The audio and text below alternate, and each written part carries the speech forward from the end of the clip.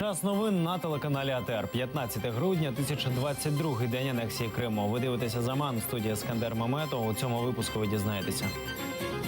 У Криму чергові рейди силовиків на ринку. Олексій Навальний хоче провести ще один референдум у Криму.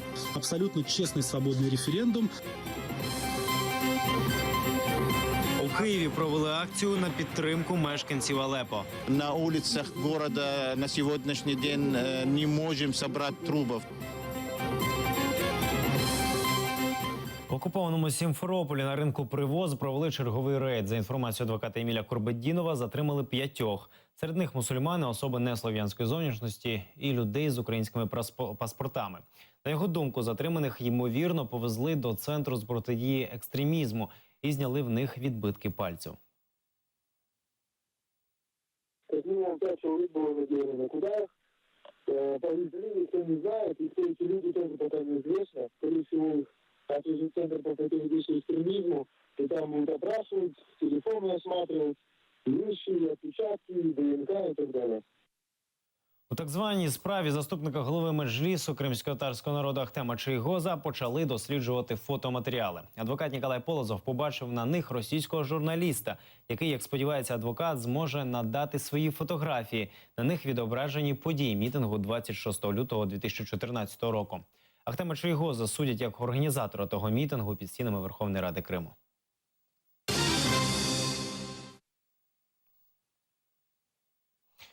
Адвокат так званої судакської четвірки оскаржуватиме рішення окупаційного суду в Європейському суді з прав людини. Верховний суд окупованого Криму відхилив апеляцію, але змінив статтю Енверу Чавушу та Сейтмемету Сейтумерову з організації несанкціонованого мітингу на участь у пікетуванні, тобто з 20 тисяч рублів штрафу до 10 тисяч рублів. Адвокат Олександр Попков переконав суд у тому, що в російському законодавстві немає статті, в якій автопробіг розцінюється як мітинг.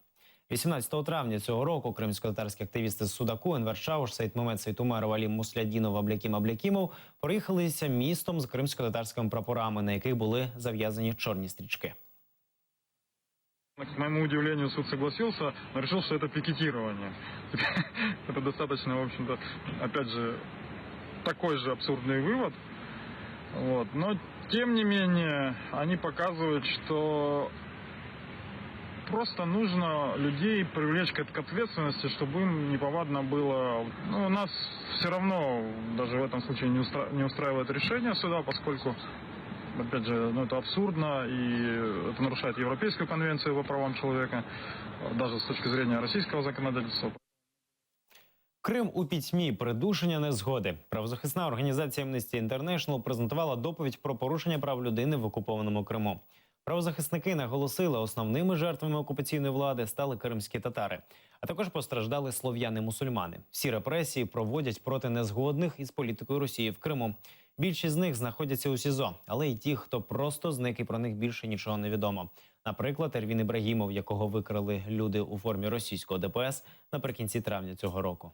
Мы считаем, что так, как судят сейчас Ахтема Чийгоза, российская де-факто власть в Крыму нарушает его право на справедливый суд.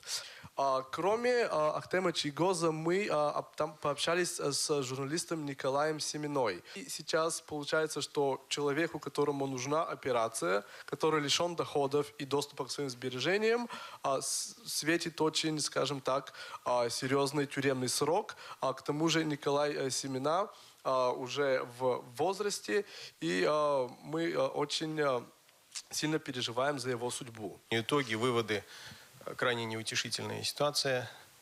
Продолжает ухудшаться стремительно. И если изначально наше внимание было в основном посвящено тому, как активно на территории полуострова ограничиваются права, в первую очередь, на свободу слова, мирных собраний и ассоциаций, и этому в основном был посвящен наш первый доклад, то сегодня мы уже имеем дело с той ситуацией, когда людей, пытающихся пользоваться этими правами, преследуют в рамках уголовных процедур. Російська авіація влаштувала в окупованому Криму чергові навчальні польоти зі стрільбою. На військову базу в Новофедерівці перекинули ескадрилью винищувачів морської авіації з 12 літаків, оснащених ракетами. За словами представників Чорноморського флоту, ескадрилія Су-30СМ знаходиться у постійній бойовій готовності. Сформирована полноценная группировка самолетов морской авиации типа Су-30СМ, способная выполнить широкий спектр боевых задач по предназначению в любых погодных условиях. Экипажи занимаются боевой подготовкой с фактическим применением оружия как по наземным, так и по воздушным целям. В окупованому Севастополі кладуть асфальт проти ночі. Незважаючи на морози, севастопольські комунальники продовжують виконувати свій обов'язок. Один з севастопольців виклав в мережу відео про важку і, на його думку, безглузду роботу асфальтоукладальників.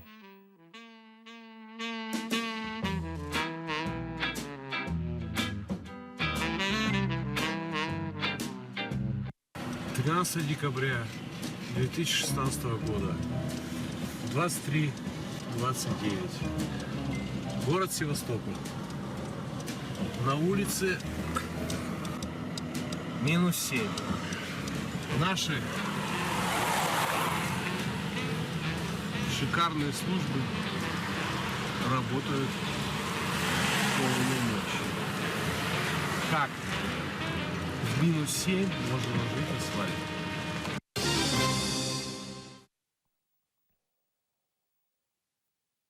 Російський опозиціонер Олексій Навальний заявив про намір висунути свою кандидатуру на президентський пост. В інтерв'ю «Ехо Москви» він заявив, що збирається вирішувати ситуацію з анексією Криму через ще один референдум. Але цього разу за всіма стандартами. Він сподівається, що ці результати визнає міжнародна громадськість.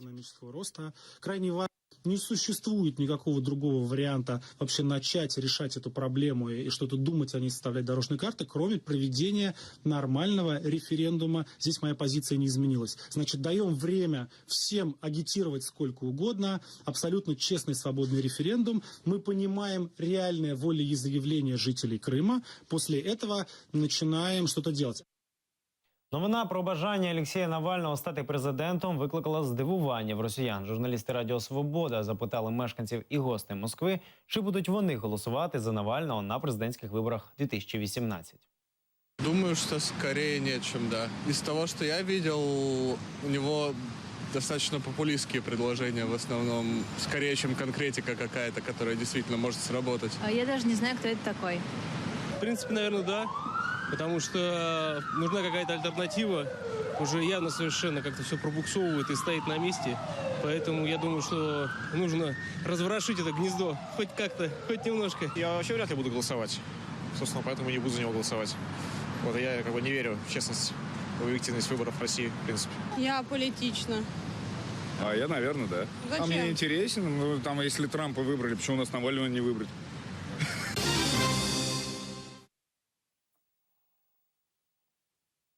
Президенти Туреччини і Росії провели телефонну розмову, обговорили ситуацію в сирійському Алепо. Міністр закордонних справ Туреччини Мевлют Чавушоглу звинуватив режим Башара Асада в спробі порушити режим перемир'я на сході Алепо. За його словами, Туреччина активно бере участь у перемовинах щодо припинення бойових дій на території міста. І саме завдяки участі у перемовинах Туреччини сторони домовилися про перемир'я.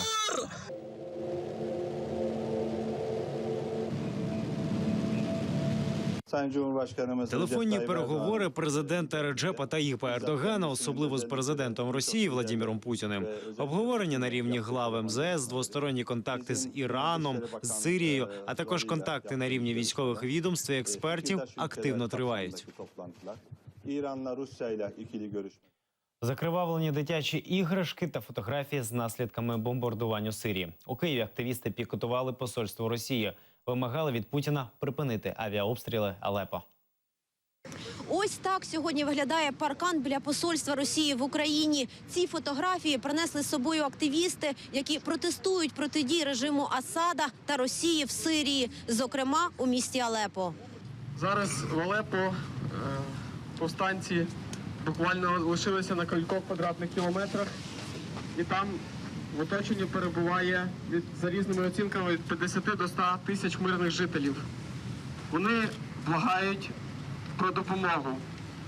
Перед посольством дитячі іграшки политі червоною фарбою, адже жертвами бомбардувань стали діти. Прийшов на акцію і Мухаммед. Чоловік вже 20 років живе в Україні. У Сирії у нього залишились родичі та друзі. На улицах города на сегодняшний день не можем собрать трупов. Трупы детей и женщин. Это минимум, который мы можем сегодня делать, это прийти сюда и сказать нет этой политике, сказать постарайтесь действовать по-человечески, хватит разрушать страну, хватит, скажем так, увеличить свои продажи оружия за счет крови мирных населения и крови детей. Під будівлею на Повітрофлотському проспекті зібралося близько сотні людей. У руках тримають плакати з закликом до Путіна припинити бомбардування. Хочемо донести, що в Сирії зараз відбувається жахливе людобойство.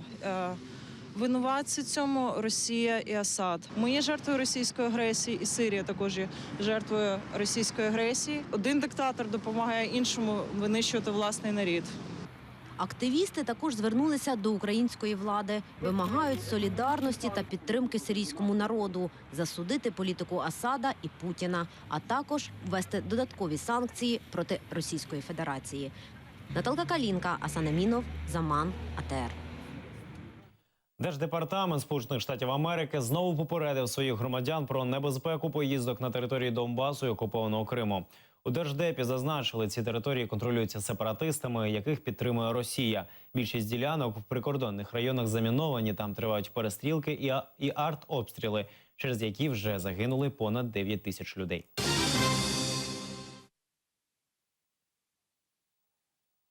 У Києві презентували інформаційно-аналітичний журнал «Територія Крим». Матеріали, розміщені на його сторінках, розраховані не лише на масового читача. За словами видавців, він стане підмогою для дипломатів, що піднімають питання окупації Криму на міжнародних зустрічах. Журнал виходитиме в друкованому вигляді та в електронній версії. І як українські дипломати за кордоном в усьому світі, так і дипломати інших держав, акредитовані в Україні, будуть отримувати цей журнал. Знов-таки надзвичайно важлива ініціатива. Тема Криму ніколи не буде знята з порядку денного світового співтовариства. Скіфське золото з кримських музеїв після повернення розташують в Національному музеї історії України. Окружний адміністративний суд в Амстердамі вирішив повернути артефакти Києву. С обкладенной золотой пихом меча. Это 4-го, скифский, 4-го століття до нашої. Ось ці артефакти були вивезені на виставку до Європи у 2014 році. Мандрували світом вони майже рік. Після закінчення виставки їх повернули до Києва, але кримські експонати залишилися в Амстердамі. Через анексію Криму Росією скіфське золото припадало пилом в підвалах музею. Після 2 років суперечки окружний адміністративний суд вирішив, скарби мають повернутися в Україну. Золото скіфів є культурною спадщиною країни, а не регіону. То саме такого рішення ми всі очікували, тримаючи кулачки. Оглянемо їх, якщо котрись із них потребують реставрації. У нас є досвідчені реставратори і в нашому музеї, і в Національно-дослідному реставраційному центрі. Кримське скіфське золото після повернення розташують в Національному музеї історії України. Артефакти планують отримати через рік. Це понад 500 експонатів, які треба пильно охороняти. Показати виставку в такому самому форматі, як вона була в Амстердамі. Виставка буде не один день, не один місяць і, повірте мені, навіть не один рік. Для того, щоб якомога більша кількість людей змогла її побачити. Експонати не зовсім правильно називати скіфським золотом, кажуть в музеї. Адже там не лише золото і не тільки скіфське.